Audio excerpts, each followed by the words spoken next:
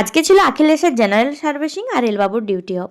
আর রেলবাবুর duty off থাকলে আমরা বাইরে যাব না, তো এটা হতে পারে না। তো ওই জন্য ঝটপট প্ল্যান করলাম যে আজকে আমরা গোটা দিনটাই বাইরেই কাটাবো, একদম ডিনার করে বাড়ি আসবো। আর অনেকগুলো টুকটাক কাজও ছিল। তো ফার্স্টেই চলে গেলাম আমরা লাঞ্চ করতে রাজবাড়িতে। তো ওখানে লাঞ্চ করার পর আমরা আরও আদার্স যে কাজগুলো আছে ওগুলো করব। আর এই মেনু কার্ডে অর্ডার দিতে আমি খুব একটা পারি না, তবে এই ভেটকির ফিশ কাটলেটটা না আমার খেতে খুব ভালো লাগে বলে এটা আমি অর্ডার করেছিলাম।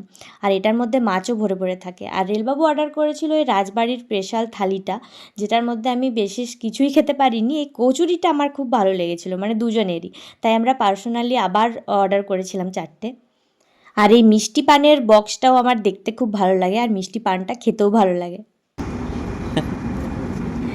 50 টাকা পিসের কলা বিস্কুটের কচুরি। যদি খেতে চান তাহলে রাজবাড়ি চলে আসুন।